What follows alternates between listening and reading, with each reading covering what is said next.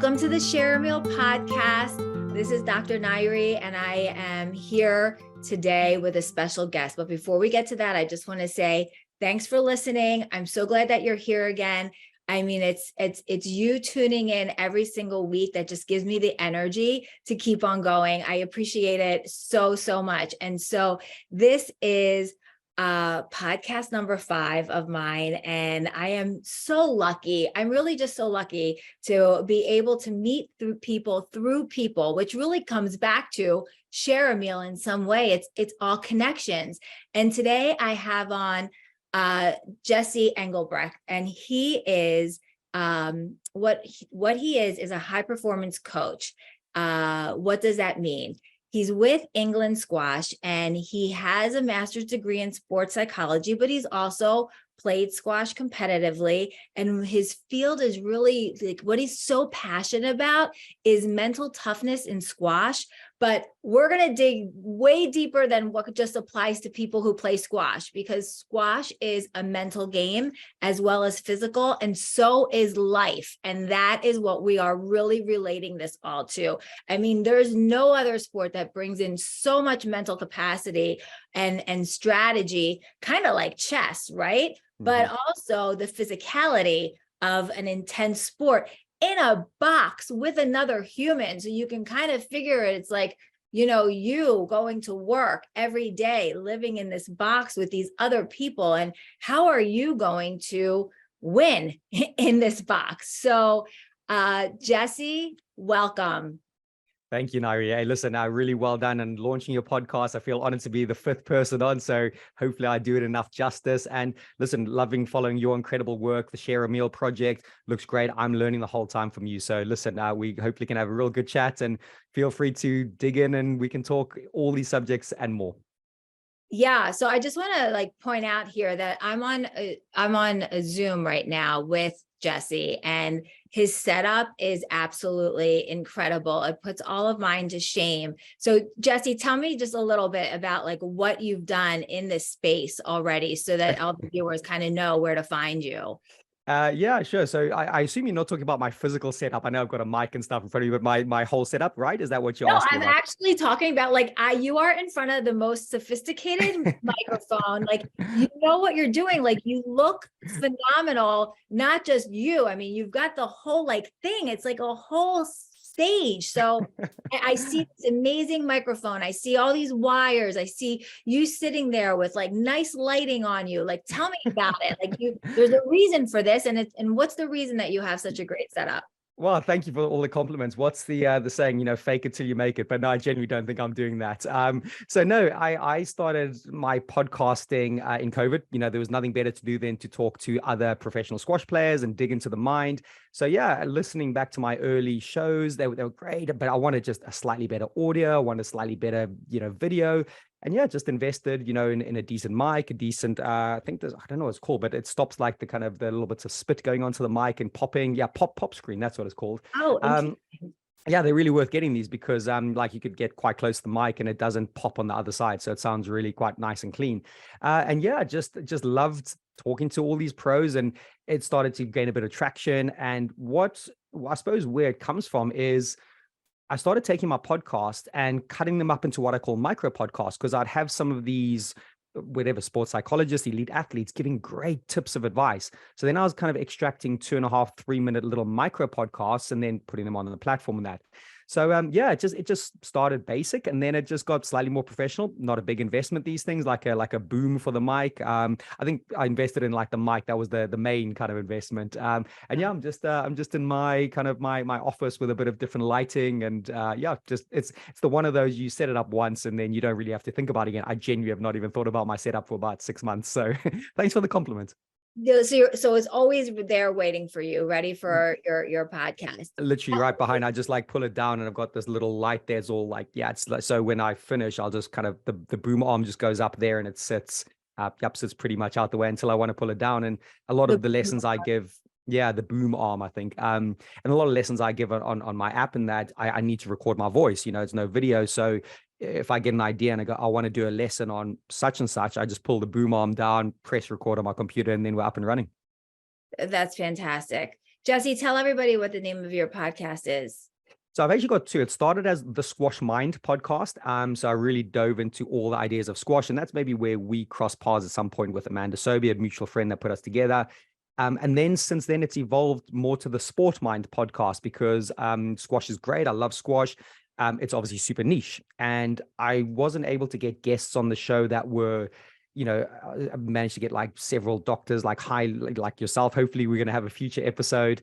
And I just expanded to different sports and different ways that people thought about the mind and how to train the mind and good habits and behaviors for mental training. So yeah, Squash Mind podcast or Sport Mind podcast. So two floating out there at the moment. Excellent. We'll definitely put that in here too, so people can go check it out. But I did go check it out, of course. So I've been really digging into this because, I work with professional squash players as well. We share one person that we both work with, top leader, Amanda Sobey, #1 in the US, #5 in the world. And she just has been kicked down and has come back, and she's on a path for even greater success than already, but not only winning on the court, winning off the court is really where she's kind of settled, and you have a lot to do with that. And so I saw on your topics of your blog that you have these 4 A's of optimizing the mind. So if we're really going to dive into the mind right now, because the mind is a very strong organ, and it kind of, is second thought for athletes. First it's every other muscle and organ, but let's talk about the mind a little bit. Totally. So yeah, I think first thing to say, I think it's becoming a lot more not popular, but a lot more acknowledged. I find I'm getting so much busier and working with lots of requests. So that's a cool thing to start with. But yes, the mind tends to be one of the last things people talk about. And I'm going to start with a bit of an analogy, if you don't mind. It's something I've started to use lately when how we train the mind. And I like to think of it, we're standing on the edge of a bit of an overgrown garden, and we've got all these paths running through the gardens, and we've got some really well-trodden paths, and we've got some paths that aren't so well used, and some that are becoming disintegrated. And just because a path is well-trodden, it's really easy to use. And we see that well-trodden path and we want to go down it, right? But maybe that's a path that leads to destruction. Maybe those behaviors and habits are not the healthiest ones. But the cool thing about our mind is we can get out our mental gardening tools and we can create our new path. So if we realize there's a destructive path that's really easy to go down, especially under pressure, or especially when we get that conflict in our life, one of my goals is to work with players both on and off the court and in their lives to go, okay, let's identify your paths. What are the paths of least resistance? And then we drill into the idea of, are those paths leading you to positive or destructive behaviors down the line?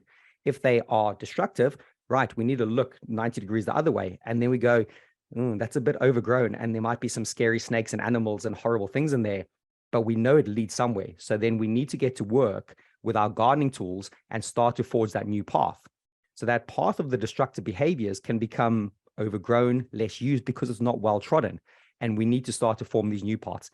That's pretty much basic neuroscience 101, right? But I love that analogy because it's really simple. And I think a lot of the teenage athletes I work with can see that going, so we actually have a choice of how we can retrain the mind or retrain our thought patterns to go on a more positive path that leads us somewhere down the line. So I don't know if that's going to lead you down a few more questions. In the 4 A's, I can talk about that in a sec if you want.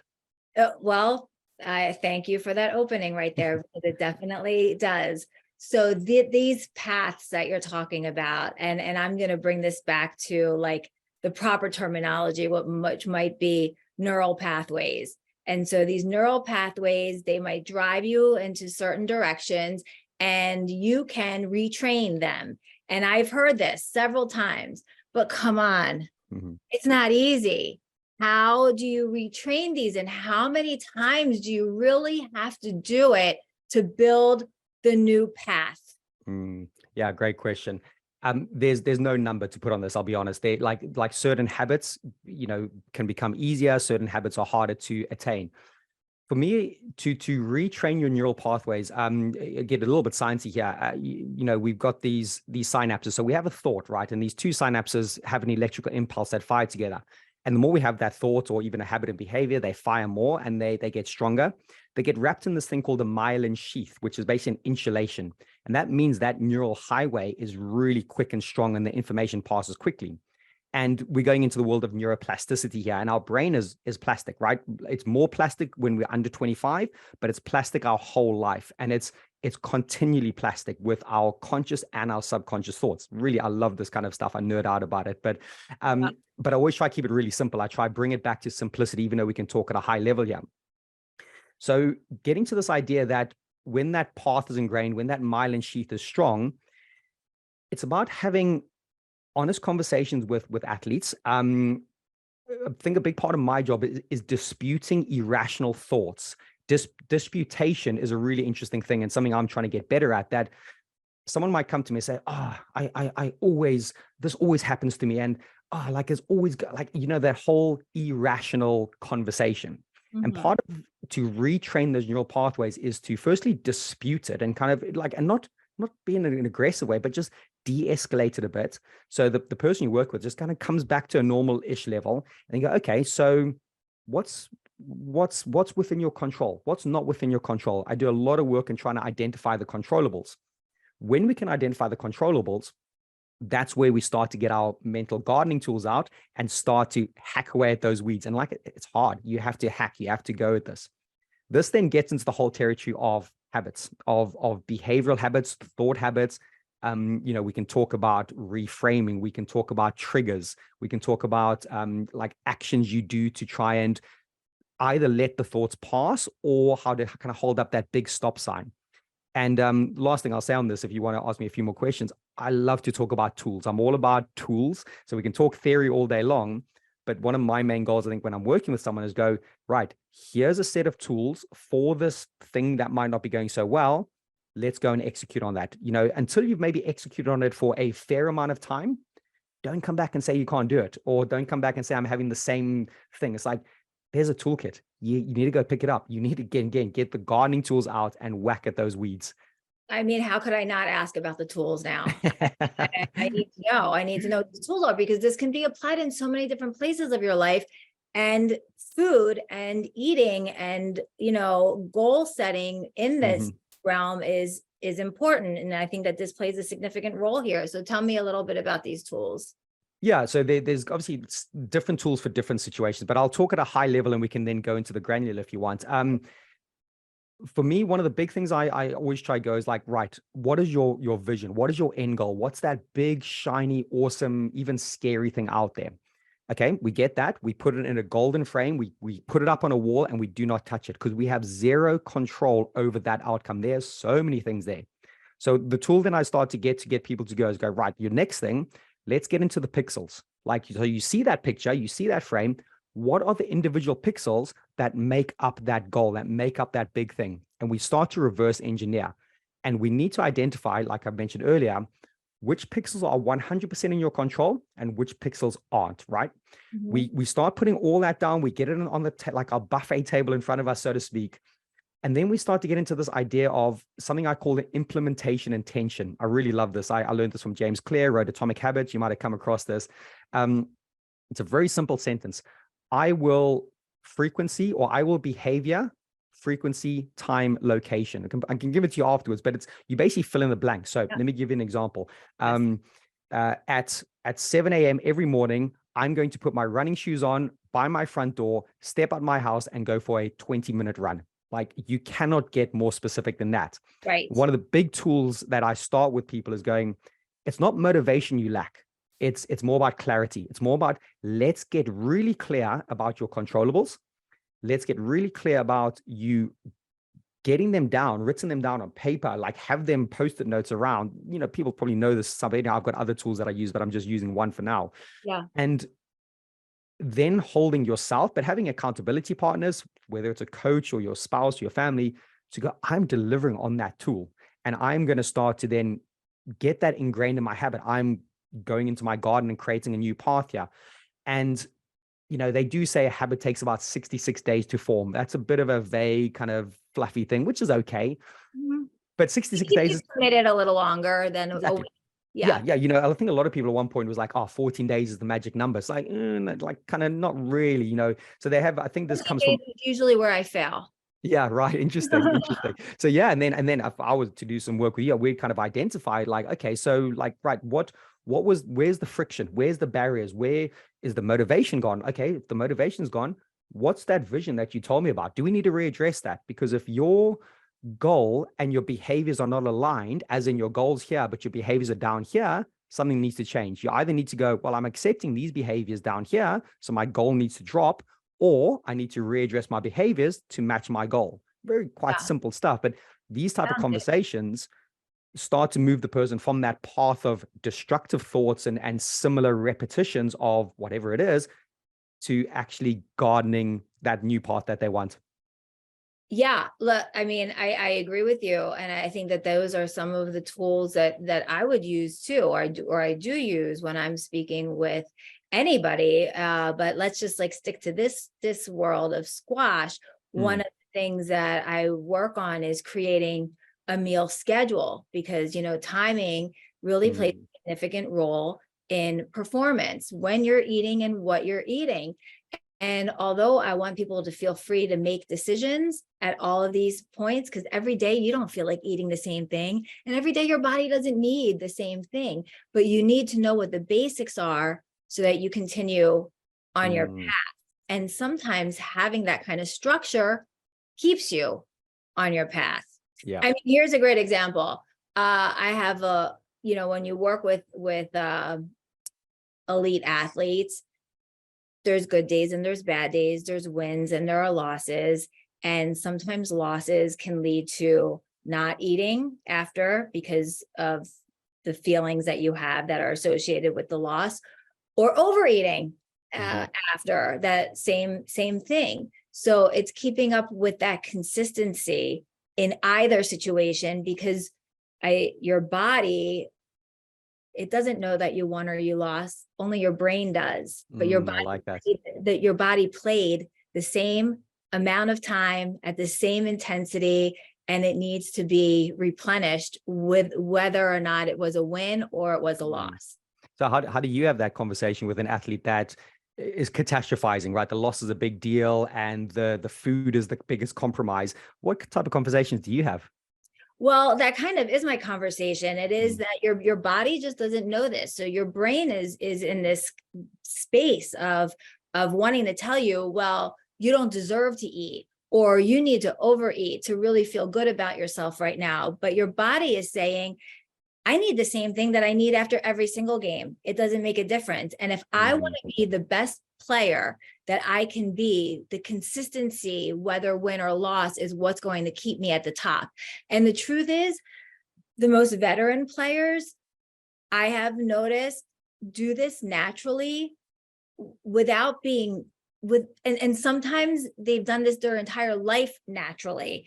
And mhm, I feel like that it really sets people apart. They might have not been able to verbalize that this is what they do. They don't know that they were really doing this. But when I get into deep discussions with some of them, and I hear what their patterns are or what their routines are, I'm constantly in awe that it mhm, just happened. And now we just need to really push in on that. mm, And that's something that, veteran players can mm. teach younger players as well. And when you say just happen, I find that quite interesting because yeah, that comes back to the whole debate of nature versus nurture. Are you born with that innate talent that you can just do the things or make those good decisions?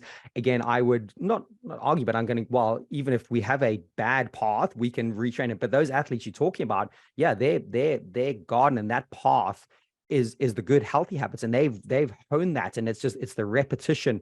I talk another analogy about putting drops into a bucket. So I talk to my athletes. I say, so right, every time you do a good thing, a good habit, a good behavior, a good thought, or reframing, or using a breathing method to kind of de-escalate the stress, it's like you're putting a single drop in a bucket, right? So that single drop, you don't notice it, doesn't have any difference, but it's a single drop nonetheless. And once you start accumulating those single drops, all of a sudden that water level's rising and it's getting more and more, and that bucket's filling. But here's the kicker that I say to them: it's a leaky bucket. That bucket is leaking and there's sun on it. So that water level is always in flux. You think you've done your good habits and behaviors to a certain point and you're happy with it. But if you're not adding more drops, you're losing the battle of your water level rising or staying the same. Because if you stop doing that habit, that pathway, that bucket becomes leaky. That pathway becomes overgrown with weeds. And I just love that idea of the constant reinforcement in a positive way, not a punishment way, going, yeah, I'm showing up, I'm turning up, I'm mastering the art of doing the thing that other people aren't willing to do on a consistent basis, even if it's not giving me those great gains. It's only giving me one drop. What is one drop? Hey, but one drop added up over time gets that water level to rise. So, I love my analogies, by the way, as you can tell. I love them too. And I think that's a really great one to be able to visualize something like that, because you're right, one drop. And that's the thing. And with nutrition, especially, you don't see the results immediately. And sometimes you think like, if I eat this, I'm going to feel better. No, that's not how it works. It is the repetition. It is the keeping up with all of the behaviors around eating. And, I just find that eating well or eating the appropriate things every single day with like a 10% variable of what you want is such a more effective method than this whole talk about like cheat days, for example, which is such baloney, like you don't get a cheat day that can ruin an entire week's worth of work. But if every day you built on those routines and you added in your little something extra or whatever you consider a treat, even though I don't like to look at food as a treat. There are days that you want something and there are days that you want something else. And you have to learn how to navigate that as an athlete, even building it into blocks in a way. Like if you are on a heavy training block and then you have a match or a tournament, and then the day after the tournament, it doesn't mean it's a cheat day. It means it's a recovery that now you can maybe have that extra something that you wouldn't have other days. I love that. Well, that's kind of classic reframing. That's a lot of the methods that we use. It's like, how do you slightly reframe it? But I've got a question for you, quite interesting, because I'm debating on this the whole time. This world we live in is just set up for instant gratification. It's like the quick wins, the dopamine high, ranging from social media to all of this. And it's a big problem I'm finding in sport and the delayed effect of those positive habits. So I'm assuming you can, it's a struggle in the nutrition field as well. It's going to go, yeah, like, the instant gratification of everything we tend to get these days.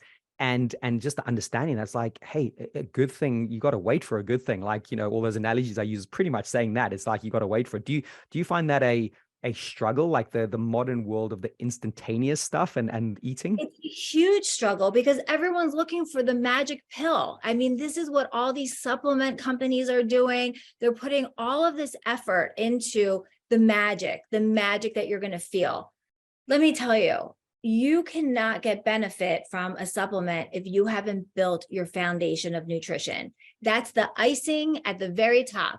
You don't start building a pyramid with the peak and then build outwards. The pyramid starts at the bottom, and at the foundation of that pyramid is training, nutrition habits, sleep, right? So if you start filling in the basics, you will see that you've got this down. That supplement, first of all, it doesn't work if the foundation isn't there. And second of all, the percentage of what it can give back to you is so slim that's not where the effort should be put. It should be put into the foundation. Love that. So I know I'm asking you quite a few questions there, but we're going to dive into this on your podcast, right? You are so coming on. So again, I personally love my athletic greens. I've used them for a while. What's your thoughts on that, athletic greens? I know there's been a kind of a debate on those. You cannot say this to me right now. That is not fair. Sorry, is it not fair? Okay. No, that's fine. Don't worry about it. Athletic Greens is amazing at marketing. They have done such a fabulous job. I mean, I really think that they truly have done a fabulous job of marketing. I would much rather people eat greens. There is so many more nutrients that we don't even know about yet that are in these regular greens that you are eating. Right. So it's the same as like a vitamin C supplement. I'll give you this example. a vitamin C supplement. It has 1,000 milligrams of vitamin C, more than that you need in a day. It comes into the body. You take it at one time. Wonderful. You got all your vitamin C for the day. But what came in the package of something that on its own has vitamin C? I'll use an orange, for example. Mhm. The orange, now you're eating it. It has more antioxidants in it. Is metabolized at a slower pace because it has fiber in it. So you are metabolizing it more slowly. It has fiber in it, so it's giving you added value. There are so many nutrients. Nutrition is a new field. And we haven't figured, if you've noticed, like new things keep coming out, anthocyanins, this, that. How do we know? We don't know. We only know that we're just putting all of our faith in vitamin C. What about the other things? And vitamin C, I mean, you might not even metabolize it all at one shot, so I just feel like there are better ways to get it. And I'll even take this one step further while I'm still on your podcast. Drinking orange juice is a lower level of vitamin C for your body because it also doesn't provide you all the nutrients that are in the actual orange. And again, fiber is one of them. So you're missing out on that if you're just having the orange juice. So it goes like orange juice, vitamin C supplement. Okay. That's the order that you would want to get those nutrients in. Food first. It's just the truth. Food is so important. Stop trying to take a shortcut. Because what does it do? Okay, so back to your athletic greens. They do a great job of marketing. I buy them as well. It makes me feel really good when I take it. I am not drinking it because I feel like I am replacing my greens. I still am eating them, but I also am not a big lover of water. So it helps me get my water in. And it just, back to you, psychologically, it makes me feel good. And that is okay. Even if it doesn't do what it promises, it's okay to believe in it, right? 100%. Talk a little bit about that. Yeah, like just staying with athletic, that's how I try and view it. I probably sometimes use it as a bit of a cheat, but only rarely. But yeah, I for me, it's just those extra supplements going, okay, I'm eating on the whole relatively okay, have a bit of not so great times, but it's like, yeah, it's not the full crutch like some people might use. Whatever, probiotics is like the kind of the magic pill to solve everything with their gut bacteria and stuff. But there's a lot more with food. But I love your message with food. So in regard to your question, just to clarify, are you almost asking about the placebo effect in a way? Yes, possibly? Yes. Yeah. So I'll be honest, I don't necessarily use that too much. I think I did at one point, and there ain't nothing wrong with the placebo effect, but I think with performers trying to perform in their field, this is something I've really found useful lately. Again, broad overview, visualization, incredible. I love it. But visualization about 20 years ago was all about more the law of attraction. See yourself winning a trophy, see yourself holding this thing above your head. And there was nothing to do with the process. There was nothing to do with like, okay, how do we get there? Doing that, is that bad? Not necessarily bad. It's completely fine. And actually, I still do it. I have my vision. I have where I want to go with it. But it all comes back down to what I said before. You've got zero control over that end outcome. And there's two things I do now with visualization. It's very much, again, much more process driven. So I will have audio recordings of the athlete performing their skill, and even like talk about their body language and their breathing and how they execute that shot. And I'll get them to run that play in their mind. So they're strengthening those neural pathways. And when they've studied brain scanning technology now, when you visualize really vividly, the brain can't tell the difference between a visualization and the actual event. The body can tell the difference, but the brain circuitry is exactly the same. So we are strengthening those neural pathways with the processes of how are we doing this? What's our body position? What's our body language? Running these plays again and again and again. And the idea is you become so familiar with it in your offline life, we can talk that like away from your performance, that when you step into it and that thing appears, it's like, I feel familiar with this. And again, obviously you got to go and practice the shot and do the things. Of course, we're not saying visualization replaces the shot, maybe like athletic greens in the food, but it's this beautiful reinforcing of it. So that's one thing. And the second thing I'm going to talk about really quickly with this idea about training the mind and mindset, and possibly not in placebo thing. There's a big field now that I'm doing a lot of work in with athletes, which is called negative visualization. You actually visualize yourself arriving at the problem. You might have had this experience before in your life, or it might be a future problem. You visualize yourself arriving there. You visualize yourself getting it super wrong, right? And like you bring in emotions, you bring in fear, anxiety, you're actually stirring yourself up. It's really quite in depth. I think only people who have practiced normal visualization should try do this. And then what you do is you replace the tape. You almost metaphorically take the tape out the player and you put in a new tape. You put in the solution. So you've visited the problem and then you work on your solution. And now you're training those neural pathways to go, right, if I have, if I'm match ball up at a certain point, or I'm taking that penalty, going to win the match for my team. When you arrive there, it doesn't feel as big of a deal. It's going to be pressure. It's going to be hard, of course. But if you visited it in your mind again and again, your motor neurons, your muscle memory can start to take over. And I just love that idea about you're in a performance environment now. You need to trust your training. You need to, your habits, behaviors that you've churned on for hours and days and months and years should appear in your performance environment. If you think about that in the performance, you're going to get in your way. So that, I don't know if that answers your question directly, but that's a kind of a method we use a lot. Listen, I love what you are saying. I didn't know that there was a term that went along with this. I naturally do that.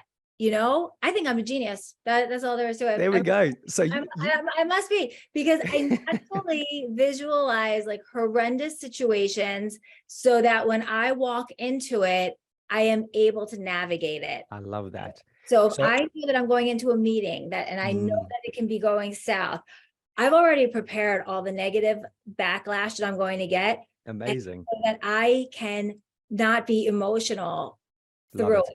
Yeah, it's where did I read this? A lot of this actually comes from, I'm super into Stoicism and Stoic wisdom, Marcus Aurelius, Epictetus, these ancient Roman Greek thinkers, and they used to do this. This was their life. They used to negatively visualize going to the depths of like, well, I'm going to kiss my child goodnight tonight, and I might not see them in the morning. And how am I going to deal with it? Like really, really. I do not go there. No, I know that's obviously very deep. Yeah, Okay. Yeah, exactly. I know, and there's just, but there's loads of examples of that happening. And I think I heard it best. Someone was interpreting some Stoic wisdom, and they said it's like you're inoculating your mind. It's like, as a child, you might need to eat some dirt and get some germs because you're inoculating yourself. It's like, why would you have a child grow up in this clinical environment that doesn't have any germs?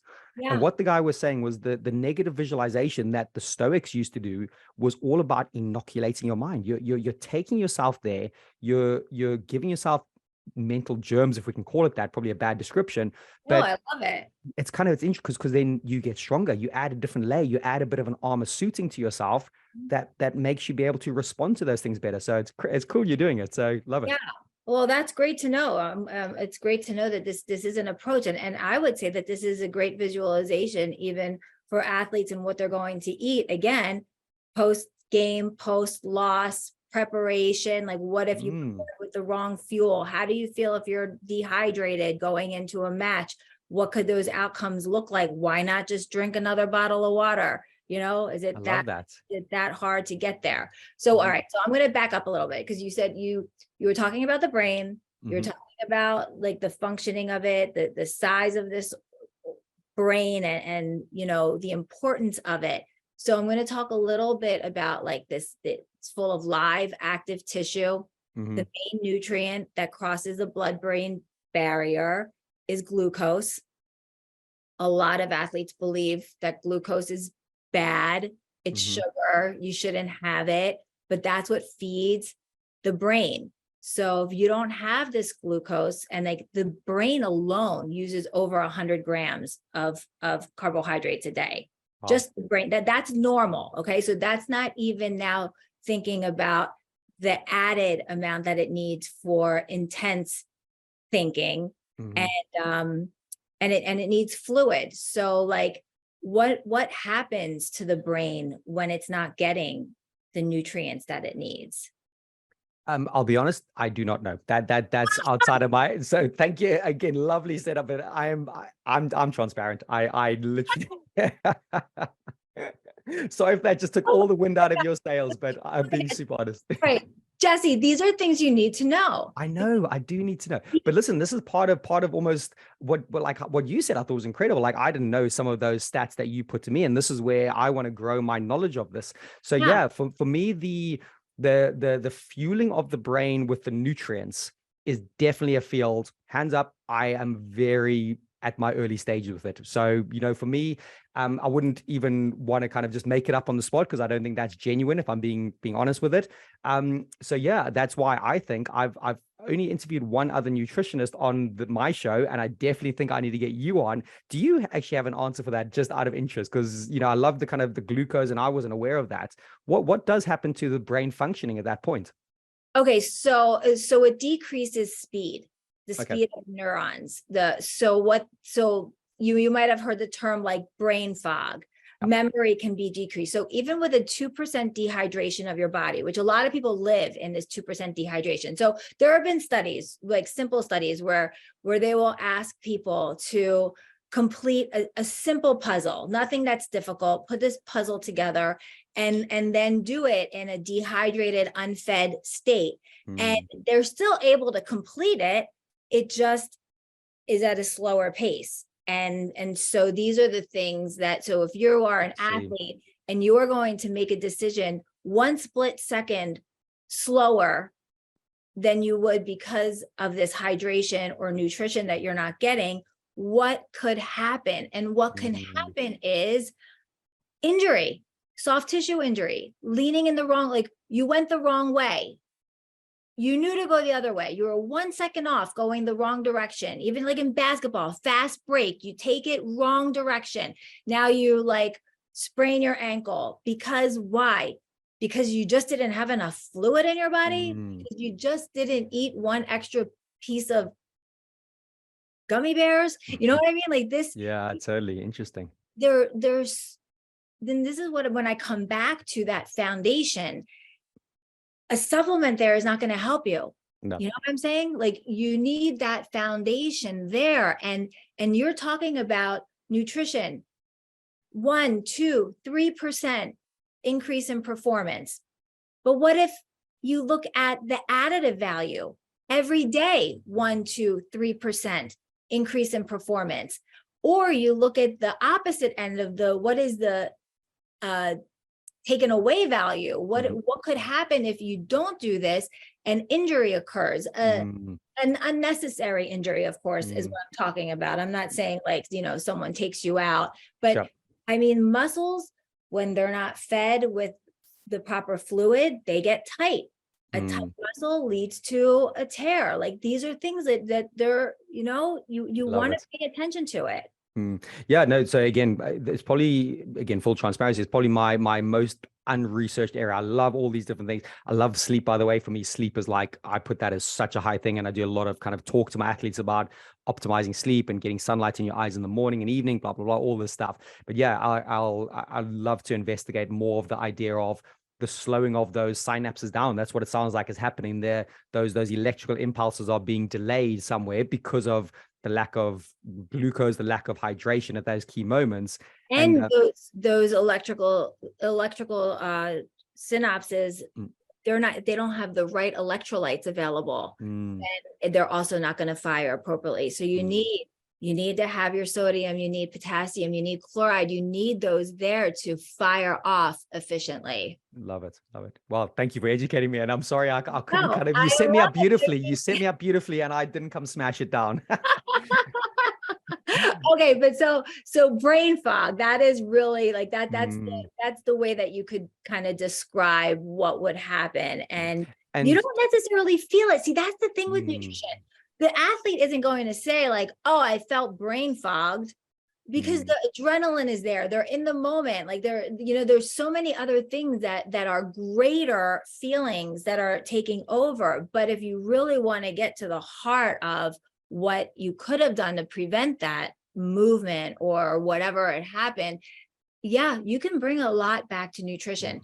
I look at that. Even let's use squash, for example. You don't know how long it's going to last, right? I mean, you could have a very short game, very long, and ends up in, all 7 matches Mhm. or 3. You just don't know, and you have to be prepared for the extreme. Mm. You can't prepare. So a lot of people that I speak with will say, well, I felt good in between the first and second match, so I didn't need anything. Oh, but then you went 7. So what happens then? So these are Totally. the things that no matter what routine, the routine is between each match. This is your routine. You drink this much, you eat this much. It keeps your brain functioning at its highest level, keeps your body, muscles functioning at the highest level. So why wouldn't you just do it as insurance? Yeah. Well, that might come back to the implementation intentions, like being very specific and clear with what you're doing between those matches. And I just want to just go back half step to address brain fog at a mental level, or a tool that I use for brain fog. I use that, a little bit of that terminology, but yeah, you're in the middle of a match and you're going, what do I do? I'm a deer in headlights. I've got nothing. I don't know what I'm doing. I'm just in a purely reactive phase. So very first thing I get my athletes to do, and maybe links back to the 4 A's. So I'll just briefly mention the 4 A's. The 4 A's are awareness, acceptance, action, and assessment, in that order. So again, the awareness of the thought, oh, I'm aware that I'm kind of not, I've got the fog. Then there's something called acceptance, but I say dynamic acceptance. Go, okay, I'm here right now. And that acceptance actually grounds you into the moment a little bit. Go, okay, I accept it. It's not ideal. I accept it. But this is the key one, the action, the third A, the action. And this is where we get into the tools. For me, I get my players straight away to do sigh breathing. So sigh breathing is twice in your nose. So you close your mouth, twice in your nose, relatively deep into your diaphragm. You hold for a second at the top, and you basically sigh outwards. You relax your neck and your intercostal muscles.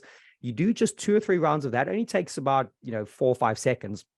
And the next part of the action is one sentence, one mantra, one phrase, like whether it is, lift your shoulders up, follow through the ball. If we're talking whatever, football, like, ground your feet, whatever it is, the most simple, basic thing to do. And that is so powerful, like to try and get rid of that brain fog. So it starts with the action is the breathing, the sigh breathing. Then there's a thought. You have to implant that thought. You're trying to wake up that neural pathway. You're going, I know I can do it. I've done it thousands of times before. I'm waking you up. And then the assessment happens more organically, but then you want to assess whether that thought, or have you still got the fog? Okay, you need to run the cycle again. So it's a bit of a 4-stage cycle. Again, I think it's quite, by the way, this came from George Mumford. He wrote a book called The Mindful Athlete. So I can't claim it's my tool, but I've adapted it slightly to kind of fit the needs of what I work with. So awareness, acceptance, action, and assessment. It's a great little tool. And by the way, the best athletes run that in about half a second mentally. They can have that assessment, awareness, action. I'm sorry, they can have the awareness, the awareness, acceptance, action, assessment, and it just runs so quick. But it's taken practice to get to that point. So yeah, it's not a slow process. That. So I have something that is very similar to that, and I call it eat, drink, think. Okay. And so again, it's during breaks in sport. So it can be a halftime, it can be between matches or between games, depending on what the sport is. It can be, between periods, but that between period time is kind of like what you are saying. The method is first you eat something to replenish the energy that was lost. Then you drink to replenish fluids. And then you think, whatever that thought is. Like, I'm not an expert in that, but I think that that's where nutrition and psychology come so close together. That's the intersection right there. But Love it. Get the eat done, get the drink done, and then right before you get back out on the field, on the court, in the office, get the think on. So like that's like a great way even to go between meetings, between tough decisions that you're making throughout the day. How are you prepared throughout the day? Even if you are a CEO, whatever it might be, you need to eat, drink, think just as well, just the same. You cannot go into any of these meetings or whatever it might be with brain fog just because you are intermittent fasting today. You're not going to be a high performer because you are an athlete of life. Love it. That's incredible. I love that. I love that overlap you found. So, you know what? My synapses are firing off about little kind of future things we're going to do together, because it sounds Are like you? there's such a, I'm so such a cool excited. little thing. I love that. There's such a, and like I said, going back 10 minutes, it's probably the one thing not ignored, but not investigated enough, because I've always maybe been too much of the opinion of, yeah, we can think through this and we can have tools to solve it mentally. But what I'm hearing you say, and I've learned an incredible amount in this short time, is, but actually, if the hydration and the glucose and all that's not there, and the electrolytes, no matter how much you want to think through this, or no matter how much you want to have a great tool to use in the moment, it might be redundant if you don't have the nutrition side sorted out. So I've learned a hell of a lot. So thanks. Well, think about it in other situations. How can you achieve what you want to achieve if you're starving, if you're hungry, if you're so thirsty? Like, how does your body naturally tells you that's where you start. That's Maslow's law. You need to have those simple things taken care of before you can get to the next level. So why wouldn't we do that with in other areas of our life? Love it. I love it. Great work. Good. Love it. Oh, thanks. I feel so full right now. I really know what I'm talking about. Sometimes I really doubt myself. I do feel like I fake it till I make it. But Never, no. This is great. No, I love that we're going to be talking even further. I feel like, so this is where the conversations begin, and they only lead to bigger, better. And this is like kind of, I'm gonna jump on it to a different topic real quick. Cool. And just a quick side note, I know we are both drinking from like nice cups here. You know, I love your share a meal concept. I know we can't share a meal, but we're sharing a beverage. Maybe we're in that realm right now then. We are doing it right now. And I love the way that we started this all off, just so that everybody who is here right now knows. We both jumped on this Zoom. We were a little bit late to it. And I said, okay, listen, I really need to go and get a cup of coffee before we begin. And Jesse said, well, I need to get a cup of tea, because of course that's what you do. And so, but you might know and not know Rooibos. Do you have Rooibos in the States? It's a South African tea. It's Rooibos is red bush, and actually I'll send you a little thing on it, but it's high in antioxidants. It's great for your sleep. It's again a really like nerdy tea, but it's it's got no caffeine. It's unbelievable. So yeah, I'll send you a little thing on Rooibos. I have something that's full of caffeine, so much caffeine. It's really not that good for you. I had my full caffeine earlier, so don't worry. I'm in my kind of getting my chill mode on. But we said to each other, like, break right now. We both went, and Jesse made his cup of tea. I made my cup of coffee, and we came back with it. And you know what? That is bonding. We just bonded. Cheers. Over our drinks. And that is share a meal. Like, doesn't that just open up so many more doors? Like, we just feel like we're like sitting here chatting now. We have our drinks, and you can do this even, I mean, obviously with a meal. And this is a good segue, because I wanted to talk about, like, team sports have team meals before events. Individual sports, they have to take care of themselves.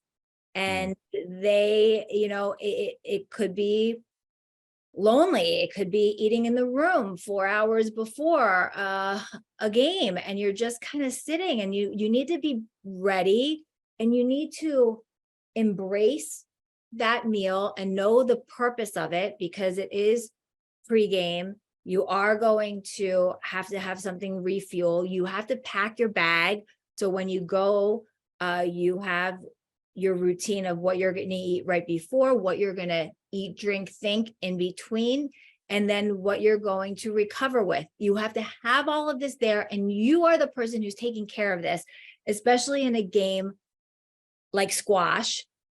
You don't have the resources that other large professional teams have. You're in charge of yourself. How do you keep yourself on track doing the right things then? Incredibly difficult. Great question as well, because the nothing is laid on for you as a squash player. Like, and squash so niche, there's not a lot of money involved. You know, even the people that have been in the top 10 for several years can't retire on their earnings. It's so small and niche. So not easy. Again, as a pro player as well, at a much lower level, it was hard, you know, touring all these countries, not getting it right. I think what I'm finding now, even with like professionals that aren't even that high up, they do have a team around them. A lot of people are building a team, a support network around them. With, like, for myself, for example, I mentor several of pros and teenagers. So I feel like I'm, not their accountability partner, but part of their team. Okay, I'm obviously working the mind. So my suggestion would be a couple of things. Would be, let's assume an athlete can build a team around them, and it might not even be a nutritionist team or a mental team, just the friends and family, and having conversations with them around about things they might be struggling with, things that they aren't getting right. If we're talking about a meal at different points, and just the odd little reminder, the odd little suggestion from their friends and family. If they've obviously got someone more kind of serious, like a nutritionist on their team, or kind of a mentor or a performance coach, whatever you want to call it. Yes, maybe, even if they're in a foreign country, there's that check-in going, okay, it's 4:30 now, Joe Blogs, like what are you eating? Can you just kind of show me what without being too heavy, a little bit of an accountability partner. So I think that makes it slightly easier, not an ideal solution, but probably the best you can have.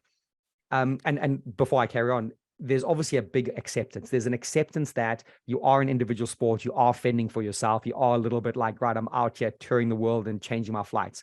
So then the second thing would be, again, back to the tools, back to the idea of, like, what's important in your life. Like, what is important? Like, if you want to be a performer, if you want to get to that world ranking, let's say you need to get to top 100, and you've identified all the things going down to the pixels, like I said, and one of the pixels is nutrition. My nutrition is not great and it's variable.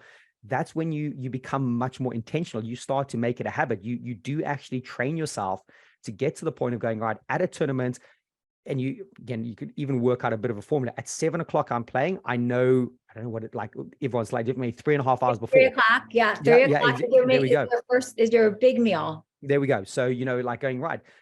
And just, if you do want to take it seriously, I think you go to that amount of effort to do it. If you don't, that's great. But again, like I said, your habits and behaviors are not aligned. If you want to be a top 100 player, but your behaviors are, I'll eat whenever and eat whatever at tournaments, that's not how a top 100 player behaves. And that's even anyone listening that doesn't have a mental coach, hopefully, whatever sport you're in or in the office, whatever, that is the kind of the conversation you have. And if you're okay with having meals at sloppy times, that's cool. But then you need to realign your goals. That's how I think I would do it if I didn't have a support network, or I just even mention it to someone in passing in a way.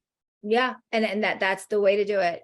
Plan it out, do the timing, have everything prepared. When you go to a new country, day one, you're walking around looking for where you're going to get your food from, because you don't leave it to the last minute, and it's not an afterthought. It's a pre-thought.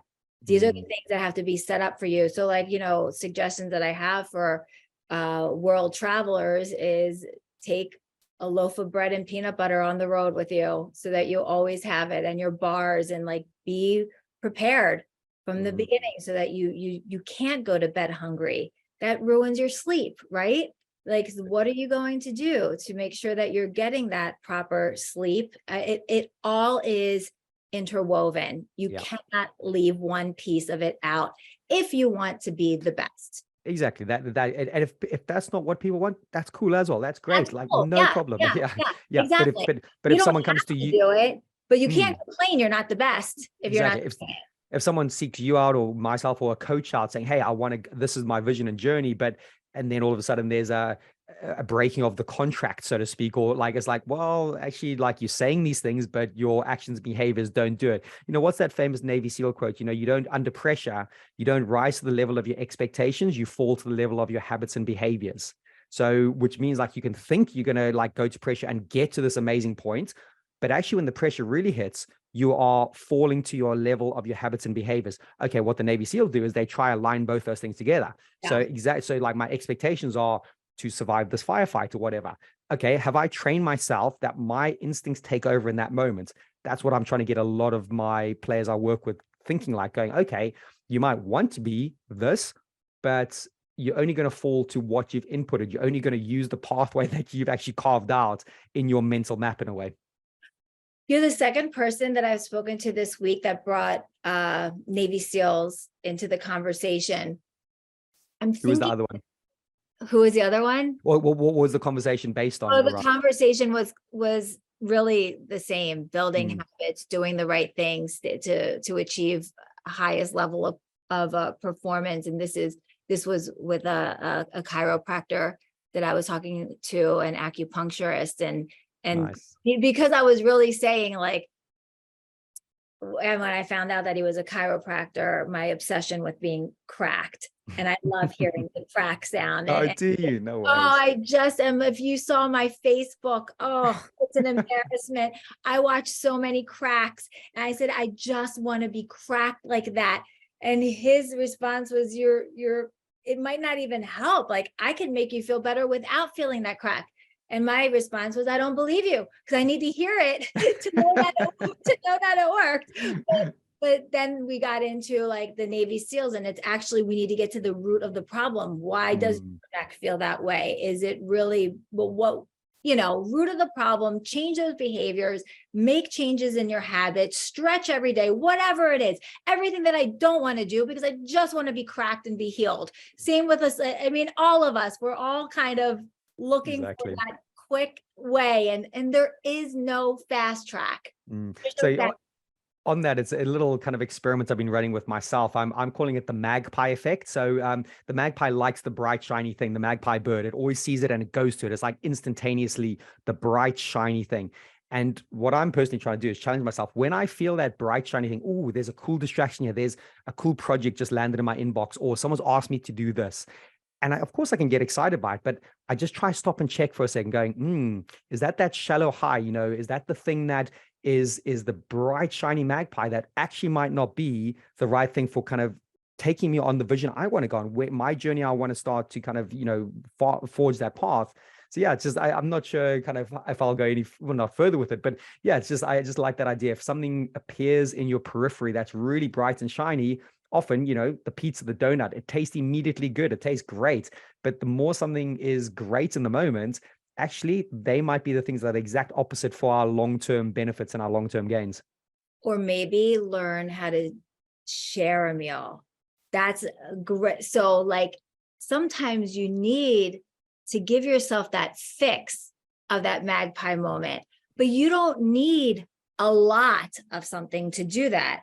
So that comes back to like, if you don't allow yourself to do whatever it is, and we'll just use the donut because it's like, people get it. If you don't allow yourself to have the donut, don't you like really want the donut then? You like really, really need the donut now. But what if you could have only half the donut and you feel like, okay, I feel proud of myself because I got to have a donut. I'm not restricting myself, so I'm not overthinking that I need this donut. I satisfied that need for it, but I didn't do it to indulgence. I did it to satisfy. And sometimes you need that bite-sized pieces, small bags, portions.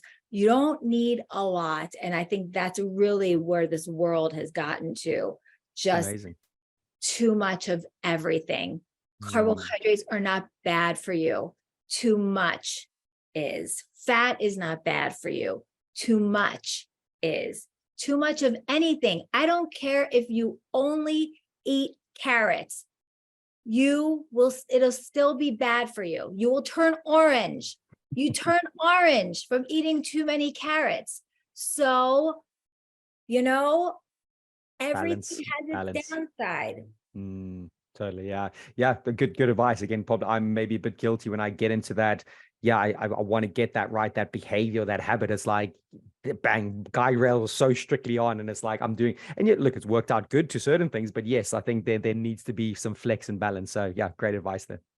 Flex. Yeah. So it comes back to that neuroplasticity, being able to make decisions and go with what feels good and does well at the same time. And I think there's a balance. There's a balance there. The hardest thing is complete restriction.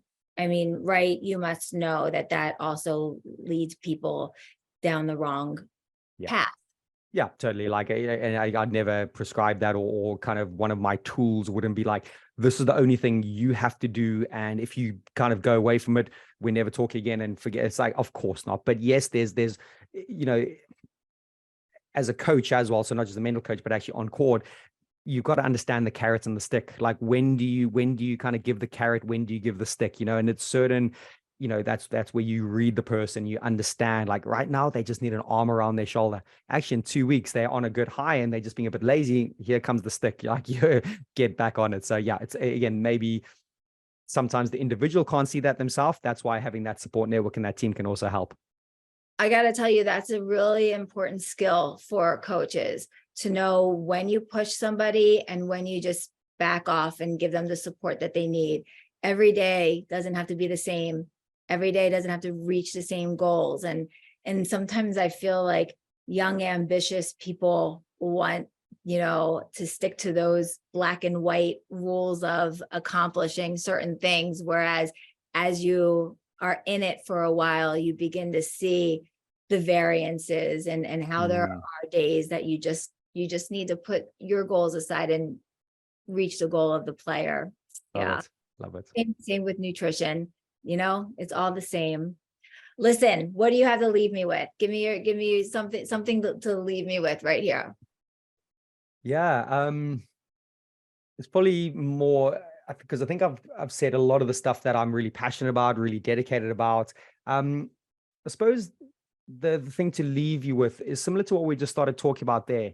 I talk to athletes at certain times about being kind to themselves. Mental health is a huge thing, and I'm glad we're speaking about it a lot more. There's a lot of times I'm speaking to young teenage athletes and seasoned professionals, and being kind to themselves doesn't come into the equation sometimes. It's like, it's never good enough, and I'm not good enough, and I need to be further along the line.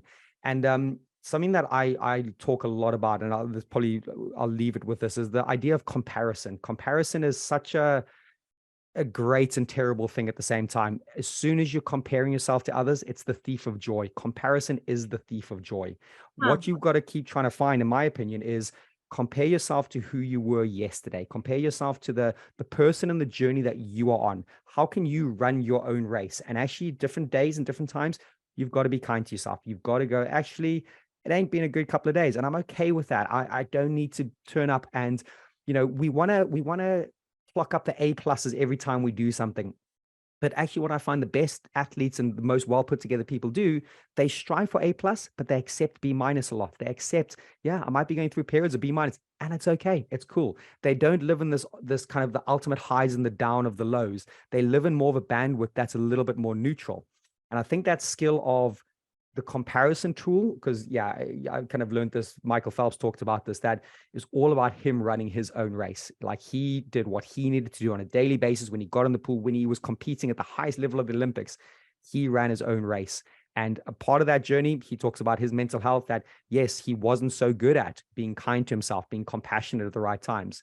So yeah, if anyone listening resonates with that, hopefully you do, that it's okay just to decompress, de-escalate, and just not get it right a few times. Get a few B minuses, and that's cool.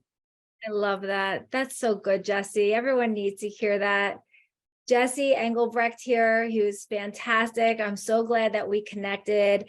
And this was just a great discussion. We're going to do it again.